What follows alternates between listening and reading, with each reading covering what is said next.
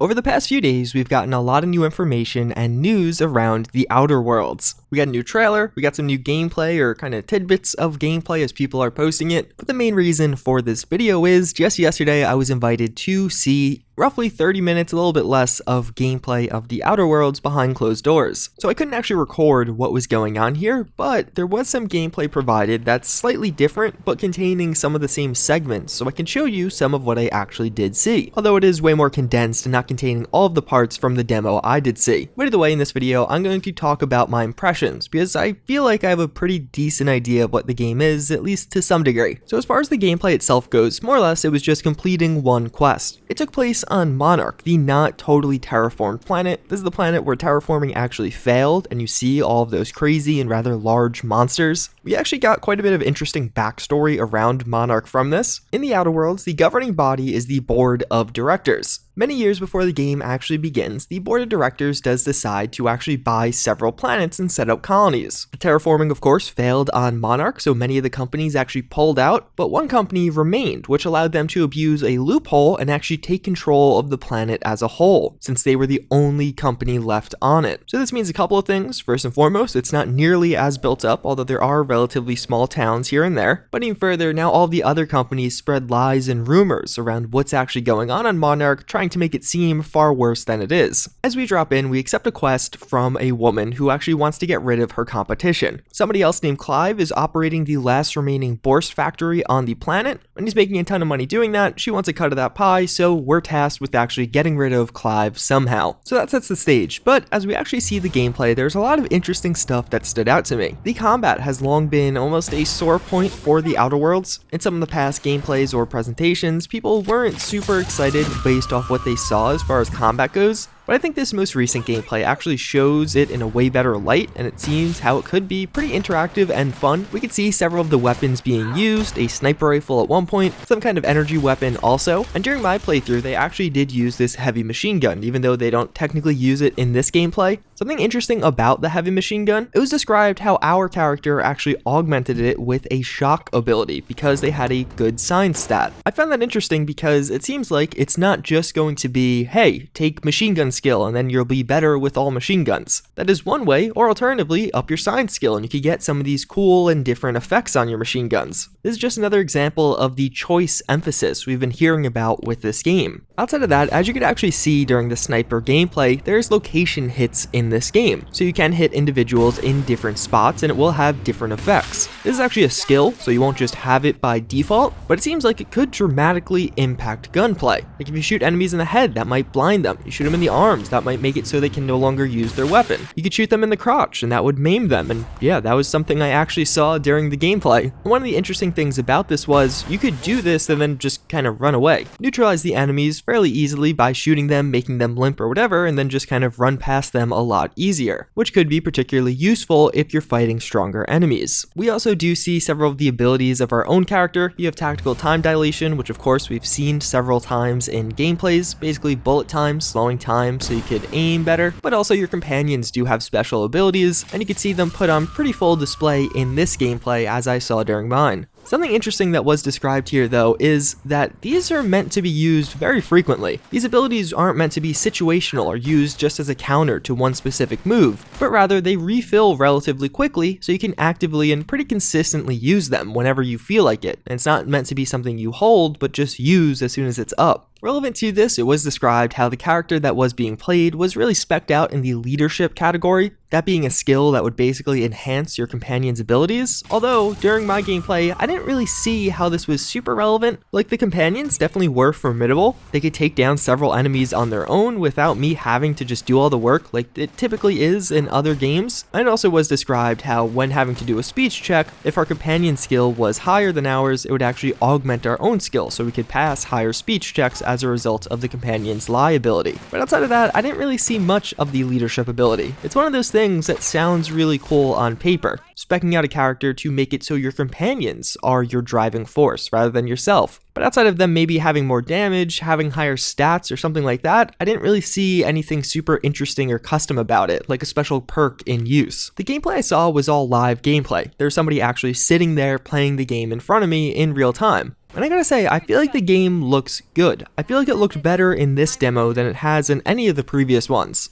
It's not the best looking game, I don't think it's going to win any graphical awards, but I also think it looks pretty good and it's not going to be an issue with the game either, at least not for me after watching it live. Even further, we actually did see several load screens. It looked like they were using a pretty legitimate just live build of the game. And the load screen seemed reasonable. It's kind of exactly what you would expect. Naturally, I don't know what kind of hard drive they were using. You would assume some top-end stuff for the demo, but it was very much so a neutral stance. They weren't super fast, they weren't super slow, they were just normal and very acceptable. Although again, this is an early build of the game, so that could be optimized better by the time it does come out. One of the single biggest things to stand out to me from this demo was dialogue. The dialogue on this game looks really, really strong. Like some of the strongest dialogue we've had out of any RPG, or at least any of the ones I've seen in a long time. There was always just a lot of dialogue, whether it be just trying to get further details about what you wanted to do, having a variety of options, whether you want to kill this person, whether you want to try and peacefully talk your way out of it, or some other third option. There was consistently several choices and several dialogue options, and it just seemed like a lot of the gameplay was in the dialogue, which isn't a bad thing. It also definitely seemed like if you weren't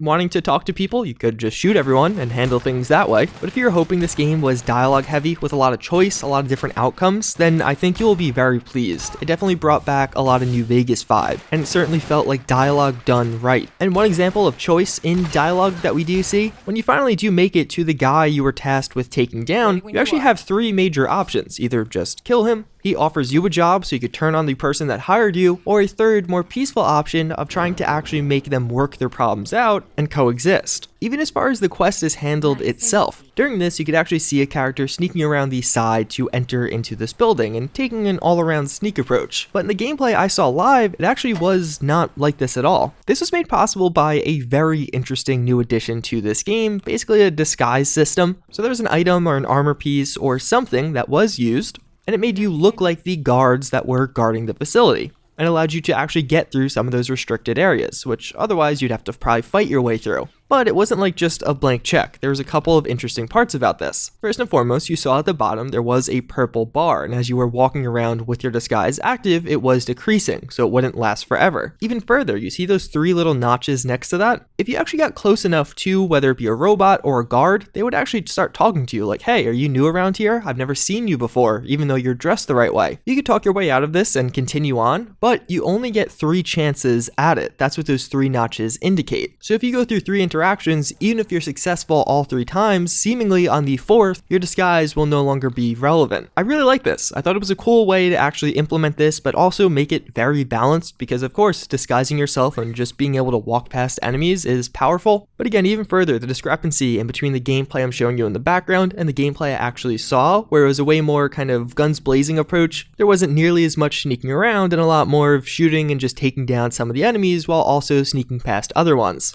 And this extends to even just how you want to approach this quest. It was described in the quest description how you could either just go and try and kill this dude, as you see here, but naturally as you go to interact with him, you can have those 3 options of siding with him or finding a middle ground. But alternatively, the quest also describes how you could potentially just hack and try and break all of his machinery or hack into his financial records, and I'm sure that would open up further options for completion. So if you really wanted to go a full-on stealth approach, they wouldn't actually even know what went wrong, just that everything broke. Another really cool example of choice I saw, there was a point where there was a bunch of turrets set up and guards around them. Like many games, you had the option to hack into the terminal and make it so the turrets started shooting at the guards. Pretty standard stuff. But also, right next to that terminal, there actually was a microphone, so you could get over the loudspeaker and rather than using your hacking skill, use your speech skills to try and convince the guards to do something differently. We saw the hacking one in action, not the speech one, but that's a really cool way to implement that option that I haven't seen many games attempt. Some other things worth noting, one of the enemies we did see on Monarch was a Mega Raptidon. There are several kinds of Raptidons. The Mega Raptidon was described as the largest, but it seems like it's going to be a very Fallout-esque style to this. You don't just have a Deathclaw, but there are several types of Deathclaws, some of which being more powerful. And as far as my overall impressions go, I honestly really like what I saw. It definitely got me more excited for the Outer Worlds. The dialogue and the choices really stood out to me as being highlights of this gameplay, and hopefully of the game overall. For context, just a few hours before I saw the Outer Worlds, I actually did see the Cyberpunk 2077 demo. I made a video on that yesterday. You can click in the eye if you want to see it. And at least based off what I saw from these 2 demos, the Outer Worlds dialogue seemed far more fleshed out and just far superior to what we saw saw in Cyberpunk. At the same time, the combat still, although decent, is a little iffy. The AI did seem pretty dumb in this, which is kind of a staple of a lot of these RPG-based games. Although at the very least, gunplay seemed like it had a lot of nuance to it. There's a lot of different options as to how you want to customize your guns or what kind of approaches you wanted to take. And one of the other big things that was highlighted to me here was that dark humor. Take these pigs, for example. These are genetically modified pigs that actually just grow tumors. Then the tumors do eventually get so big that they fall off, and then that's what you eat. You don't kill the pig, which I guess is good, but you force them into having tumors and then you eat those.